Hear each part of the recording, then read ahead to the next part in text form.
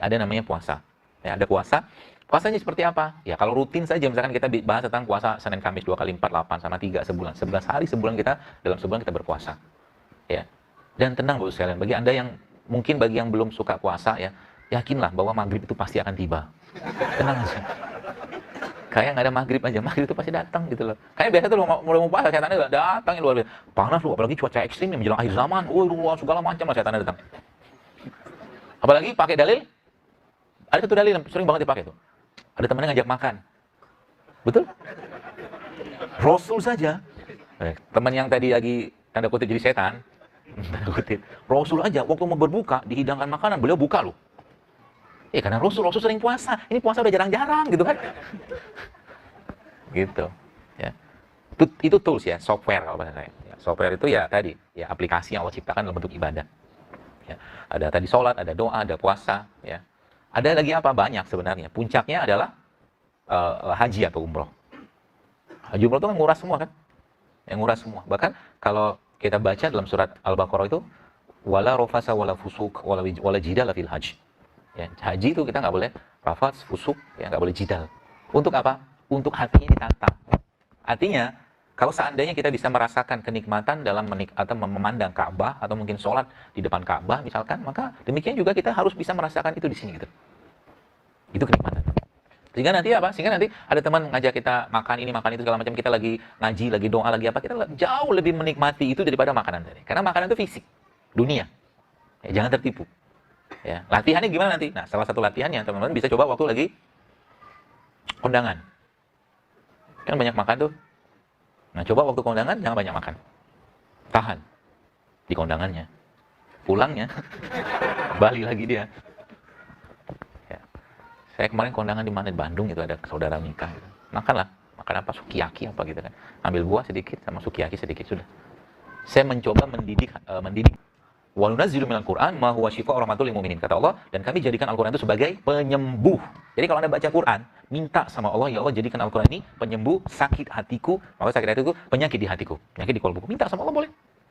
Apapun ayatnya, boleh Anda baca, silakan. Karena semua ayat dalam Quran itu baik. Tidak ada masalah. Tapi memang ada ayat-ayat memang Nabi SAW mengajarkan, ya, itu ayat-ayat ruqyah. Tapi tanpa itu pun enggak masalah. Minta. Bahkan kul huwallahu ahad, al-ikhlas saja itu kita baca 3 kali saja. Atau 7 kali itu sama dengan membaca satu Al-Quran. Ya seperti itu. Ya maka manfaatkan Al-Quran. Jadi kalau Al-Quran itu belum mampu memberikan sensasi, coba find the moment of truth with Quran. Cari momen bersama Al-Quran. Ngaji sendirian, tiba-tiba berdinangan air mata, itu asik banget. Kalau kayak begitu, ada sampai pada titik itu, kalau lagi sakit, Anda bisa ngomong sama Allah nanti. Ya Allah, kalau memang sakitku ini belum saatnya sembuh, maka aku ikhlas ya Allah. Dan kalaupun Engkau ambil nyawaku sekarang, aku ikhlas ya Allah. Tapi kalau ada kesempatan dan masih ada waktu untuk hidup kembali ya Allah, maka sembuhkan aku. Itu yang Allah tunggu kalau lagi sakit. Ya, karena banyak orang ketika sakit malah yang dikejar dokter, obat, terapi, mau bekam. Ngapain kejar mereka? Faiza maritu fa huwa yashfin. Allah yang sembuhkan. Jangan khawatir. Begitu mudah Allah sembuhkan. Ya, dengan cara apa? Dengan cara kembali sama Allah. Kemudian itu softwarenya. Hardwarenya apa? Hardwarenya apa-apa yang Allah ciptakan. Kalau saya memegang atau saya memberikan itu aja, clue-nya kepada Anda, bukan? 2 hal yang Anda pegang baik-baik. 4 lah ya. Rempah, rimpang, sayur, buah. Pegang itu baik-baik. Jadi dalam keseharian Anda, usahakan Anda mengkonsumsi 4 hal tadi. Rempah, rimpang, sayur, buah. Ya.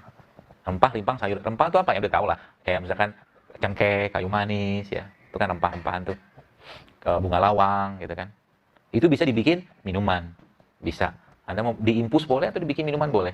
Pagi-pagi misalkan Anda minta bikinkan istri, misalkan teh serai jauh lebih baik daripada minum teh saset. Misalkan gitu. Dan kenapa kita mau kerjakan itu?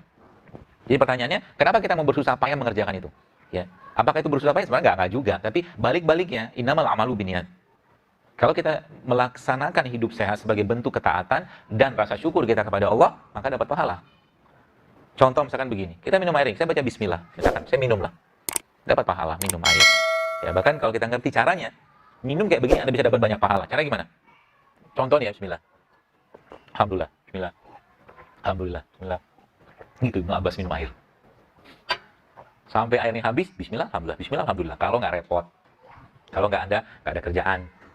Kenapa pahala kan? Pahala. Jadi kalau sekali doang kan begini, bismillah, oh habisin, alhamdulillah selesai, satu gelas habis. Tapi kalau Anda bismillah, alhamdulillah dengan satu teguk, bismillah lagi, alhamdulillah lagi, bismillah lagi, pahalanya lebih banyak. Gitu caranya. Ya. Jadi niatkan hidup sehat itu sebagai bentuk rasa syukur dan ketaatan kita kepada Allah Subhanahu wa taala. Ya, sehingga nanti Anda minum jahe, Anda minum kunyit, Anda minum kencur, Anda minum apa, awalnya sudah ada niat, ya Allah, aku mulai hari ini pengen hidup sehat karena ingin lebih dekat, lebih baik ibadah kepadamu, lebih taat kepadamu, lebih syukur kepadamu, maka per hari itu apa-apa yang Anda sehat-sehat itu makan, dapat pahala. Itu caranya. Yang pertama. Yang kedua apa? Anda sudah mulai mikir, ketika sudah tahu nggak sehat, jangan lagi makan. Sudah tahu ini nggak sehat, itu nggak sehat, dimakan juga zolim namanya. Apalagi, tadi saya sampaikan, kalau Anda punya bisnis kuliner, pikirkan baik-baik. Ya, jangan bikin makanan yang bikin sakit orang. Iya kan? Orangnya makan makanan kita, bukan kita sih. Orang customer itu beli makanan kita. Dulunya dia nggak kena kencing manis, nggak kena. Gara-gara makan makanan kita kena kencing manis. Dosa kita. Gitu loh.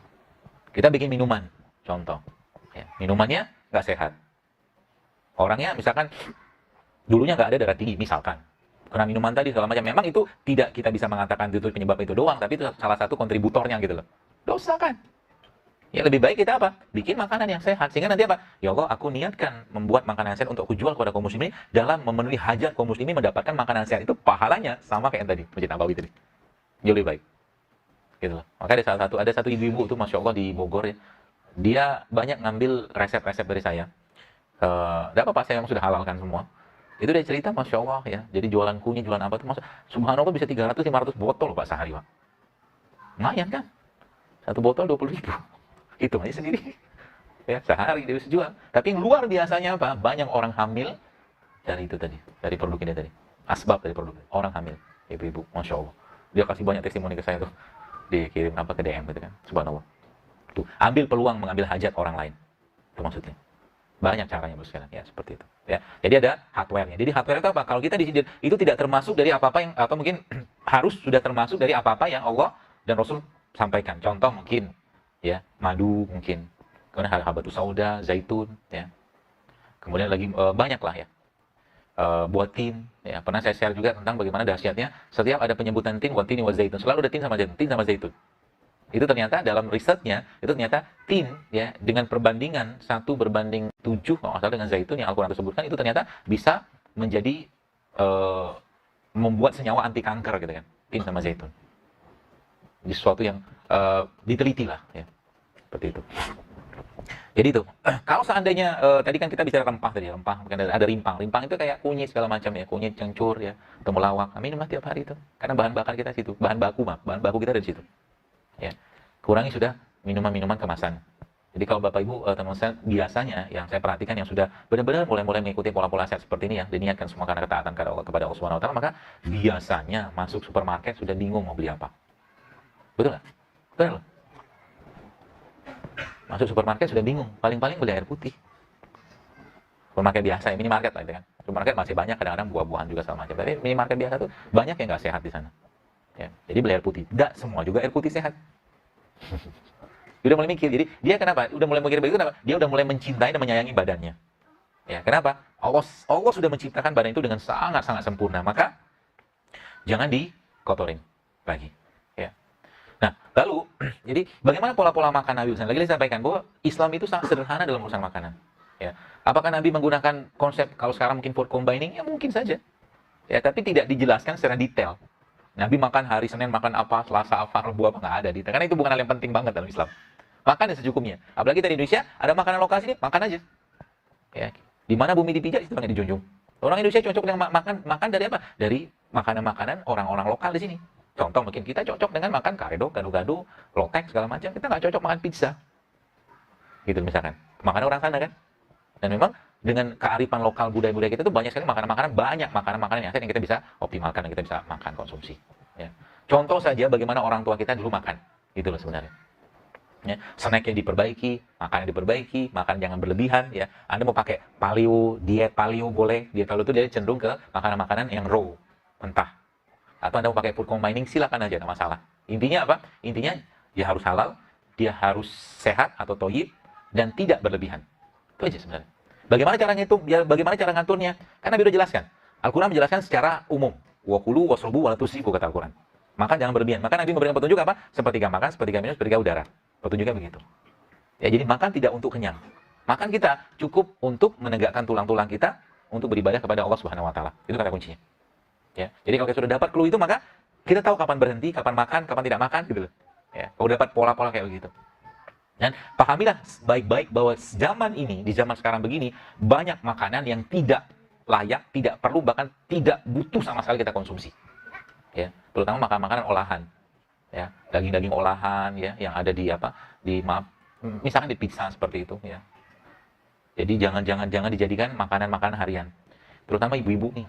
Ibu-ibu saya lihat sekarang itu kasus-kasus di mana perempuan-perempuan mengalami menstruasi yang bermasalah, kemudian infertil ya, susah nggak punya keturunan, kemudian endometriosis, PCOS, banyak yang luar biasa. Ya. Muncul dari mana? Salah satunya adalah dari makanan.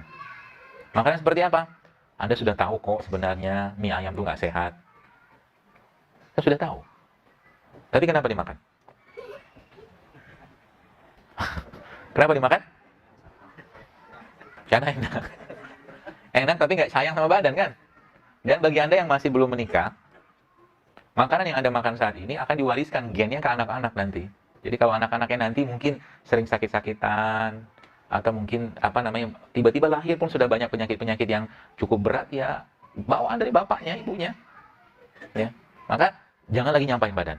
Stop nyampain badan. Kita punya banyak kok makanan enak, tenang aja. Banyak makanan enak. Dan pun kalau enak jangan berlebihan juga, nggak boleh juga berlebihan. Ya.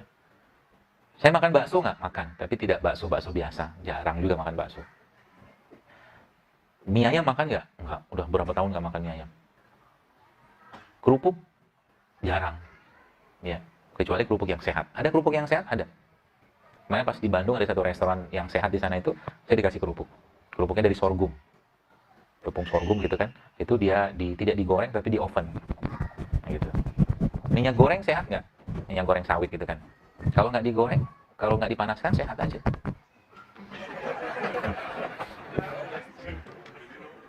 Minum. Iya. Iya, minyak goreng yang sawit itu bagus, Pak. Masa jangan digoreng? Masalahnya, kan orang sekarang, ya kita tidak menyalahkan produsen, ya bikin aja, tapi kita juga harus paham badan kita. Kalau seandainya sakit, siapa yang mau tanggung jawab? Apakah para produsen makanan tadi mau tanggung jawab? Enggak loh. Enggak ada yang mau tanggung jawab. Kita tanggung jawab. Udah ngurusin BPJS-nya lah. Udah gitu udah mentok lah gitu. Wah, segala macam lah gitu. Sayang kan? Kita nggak bisa ngontrol apa yang mereka masukkan dalam makanan atau produk mereka, tapi kita bisa mengontrol apa yang masuk ke mulut kita gitu. Itu aja. Maka kontrol baik-baik ya. Jadi rempah, rimpang, sayur, buah. Kemudian ada lagi apa? Ada lagi biji-bijian. Biji-bijian sekarang salah satu yang sangat baik Anda konsumsi ya, tapi biji-bijian tidak semua biji-bijian ya. Kayak sekarang lagi viral banget yang tempe-tempe itu. Ya, tempe kedelai bagus. Kedelai, tapi kedelai lokal, kedelai organik, kedelai bukan kedelai yang bukan rekayasa genetik gitu loh. Jadi akhirnya gara-gara viralnya sandwich tempe segala macam, jadi mulai banyak yang bikin pelatihan bikin tempe. Ya gitu. Karena katanya tempe sudah mulai langka sekarang. Tempe sehat katanya, wallahu a'lam. Tempe probiotik ya. Kemudian biji-bijian lagi kacang almond, kacang walnut, kacang pistachio ya, banyak kacang-kacang yang memang harga relatif lebih mahal dari kacang-kacang kebanyakan, tapi nggak apa-apa. Kalau ada kesempatan beli aja. Ya. Itu bisa kita jadikan susu. Ya, susu kacang. Kemudian tadi ya, minyak-minyakan juga kita perlu minum tiap hari. Ya, Bapak Ibu kalau Anda bisa konsumsi zaitun tiap hari, minum aja kok zaitun. Kalau nggak ada zaitun, kita punya produk lokal namanya VCO. Lumayan lah. Ya, tapi kalau dibandingkan VCO sama zaitun, saya lebih milih zaitun. Karena memang zaitun secara hadisnya ada, gitu, Al-Qurannya ada. VCO emang nggak ada, tapi nggak apa-apa. Itu produk bagus juga karena kita bisa dikonsumsi tiap hari. Ya, jadi lemak-lemakan. Kita butuh lemak. Kalau nggak ada lemak dari minyak-minyakan seperti itu, Anda bisa dapatkan dari lemak-lemak dari buah seperti alpukat.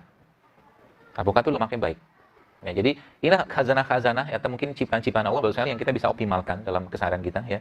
Bahkan kalau kita kombinasikan, nanti coba besok buat ya kalau pulang nanti setelah mabit ini kunyit ketemu serai, ketemu jeruk nipis, itu enak banget. Ya, kunyit potong-potong kecil gitu. Nanti bisa dibikin di rumah, jadi menjelang Anda pergi ke kantor coba minum itu. Bukan minum itu, bawa itu pakai tumbler-tumbler atau termos-termos kecil itu kan bisa tetap hangat tuh. Itu bisa bikin di rumah. Modal 1 jempol atau 1 ruas kunyit ya begini, dikupas, kemudian dipotong-potong kecil, kasih air panas, cemplungin serai, tunggu agak sedikit hangat, lalu kasih jeruk nipis, kasih madu. kocok-kocok sedikit, nanti bawa kantor. Udah bikin kenyang seharian. Ya, karena mineralnya. Atau juga bisa pagi-pagi bisa bikin kayak minuman kayak dari jus tempe gitu kan, atau tempe di blender sama kurma juga bisa. Kasih garam sedikit. Beberapa pola-pola. Jadi kita ini perlu kita buat supaya apa? Supaya tercipta badan kita muncul kebiasaan atau pikiran kita sudah mulai muncul kebiasaan hidup sehat. Ya, termasuk juga malam-malam nanti bisa cobain tuh minum jahe dikeprek aja kasih pandan. Itu enak banget, kasih madu sedikit juga enak. Ya. Jahe ketemu pandan. Dan pandannya bisa juga dipakai buat pewangi mobilnya. Jadi pewangi mobilnya dibuang. Yang sintetiknya itu loh. Dibuang, kasih orang aja lah. Terus nanti diganti pandan, taruh di bawah kursi. Bukan sesajen ya. Niatnya buat mewangi gitu loh. Seperti itu. Jadi gambaran kayak begitu sekalian ya. Jadi kurma juga ya mungkin yang perlu kita, Bapak Ibu mungkin kalau bisa di rumahnya jangan pernah putus kurma. Karena ada hadis Nabi SAW yang bilang begini, tidak akan kelaparan rumah yang di dalamnya ada kurma. Ya, kata Nabi begitu. Karena memang kurma merupakan salah satu superfood yang paling baik. Superfood yang paling baik. Anda bisa bikin jus pakai kurma. Anda bisa bikin sambal pakai kurma. Ya. Dan kurma merupakan obat yang paling baik untuk masalah-masalah pencernaan secara umum. Masalah-masalah pencernaan secara umum itu obatnya adalah kurma, makan kurma. Ya. Berapa banyak? Pagi-pagi sebelum berangkat kantor tadi minum jahe, kunyit sama serai sama jeruk nipis tadi, minum itu sedikit 1 gelas sama kurma 2-3 butir atau 7 butir, 1 sendok makan VCO, itu sarapan itu. Udah powernya luar biasa. Nggak akan ngantuk. Badannya power strong sampai siang, bahkan sampai sore. Nggak perlu banyak makan juga. Ya. Jadi saatnya Anda berpisah dengan abang-abang bubur ayam. Si udhu. Sekian tahun gitu kan, sarapan nggak ada perubahan. Coba sekali-sekali diubah sarapannya. Ya. Nanti siang baru makan. Siang pun makan nanti yang milih-milih. Jadi jangan makan yang udah tahu nggak sehat ya jangan dimakan gitu loh. Itu sih sebenarnya pesannya. Sudah tahu nggak sehat ya jangan dimakan. Ya. Supaya apa? Nggak enak. Nanti kalau badan udah relatif, kalau badan Anda sudah relatif bersih, tiba-tiba Anda nyampah, nggak enak badannya. Ya. Dan akhirnya kayak begini ini kan kayak kemarin tuh saya ke Batam. Panitianya bingung, dokter mau dikasih makan apa? Tenang aja lah, saya udah dikasih buah sudah hidup, saya bilang. Gitu kan. Akhirnya mereka bawa saya ke restoran. Ya, bawa ke restoran dan subhanallah, makanlah saya di situ, makan tom yum. Paginya leher saya sakit. Ternyata tom yum yang pakai micin juga. Ya. Akhirnya apa? Kita butuh tempat-tempat nongkrong yang sehat. Kan peluang kan? Gitu maksudnya. Jadi kalau sudah mulai penduduk Indonesia ini sudah mulai aware dengan hidup sehat sebagai cara kita untuk bersyukur ya dan beribadah lebih baik, maka akan jauh lebih banyak kedai-kedai yang jualan produk-produk sehat daripada kedai-kedai yang ya kue-kue yang tidak sehat lah gitu kan. Seperti itu. Waktu di Batam itu ada bapak-bapak tanya, dokter maaf, saya penjual gorengan, dia bilang. Dia terus setelah mendengar ceramah atau kajian dokter, saya jadi merasa bersalah. Dia bilang. Tapi jujur banget bapak itu, Masya Allah. Saya bilang, ya kalau masih jual gorengan sebagai mata pencarian utama, jangan langsung di stop lah. Nggak apa-apa jualan, tapi coba beralih sedikit. Kalau teman-teman di sini kan sudah mulai menyayangi badannya ya, maka kita bisa bantu mereka kan. Sudah dia jual buah potong, rujak segala macam, di mana jualan nanti samperin beli bantu dia. Gitu kan asik kan? Jadi saling sinergi gitu. Karena tidak semua juga orang suka membuat, ada orang yang sukanya membeli. Kan tidak semua orang juga suka jadi produsen. Kayak emang hobinya itu beli gitu, ada. Kadang-kadang begitu mudahnya bikin kunyit, tidak bisa dibikin. Maunya beli, sudah ambil peluang itu gitu kan. Nah, gitu ya, jadi mudah-mudahan dapat insight baru buat teman sekalian. Dan lagi-lagi contoh kita adalah Rasulullah SAW, dan jadikan beliau sebagai suri tauladan kita dalam segala urusan. Ya, kesehatan juga sama. Ya. Termasuk juga bagi Anda yang mungkin belum pernah belajar berkuda, coba sekali-kali berkuda. Rasakan jatuhnya dari kuda itu kayak apa. Kalau saya sudah, ya, kuda itu luar biasa. Ya. Sangat luar biasa. Karena memang ada hadisnya Nabi juga seperti itu. Jadi gitu ya, mudah-mudahan dapat gambarannya, meskipun tidak secara detail, tapi kebayanglah apa yang harus dikerjakan. Ya mungkin nanti malam bangun ya, dan minta sama Allah, ya Allah jadikan sisa hidupku ini, aku bisa terus bangun seperti ini, merasakan nikmatnya tahajud, sholat malam, ya, nikmati untayan irama Quran dibacakan nanti imamnya, ya, udah lupakan dunia dulu lah, ingat Allah. Siapa tahu besok mati, ya kan? Malam ini tiba-tiba Allah kasih waktu kita taubat, besok salah satu dari kita sini, malam dia meninggal, karena Masya Allah luar biasa, indah banget meninggal. Lagi tahajud meninggal, ya lagi baca Quran meninggal, lagi berinangan air mata meninggal. Itu suksesnya kita tuh di situ. Suksesnya hidup mukmin itu ya matinya husnul khotimah, masuk surga, ketemu Allah, simple. Hanya itu. nggak ada lagi urusan sama gelar, pangkat jabatan, harta, nggak ada lagi. 3 itu kita nggak dapat, aduh susah, rugi banget, sayang banget ya. Seperti itu.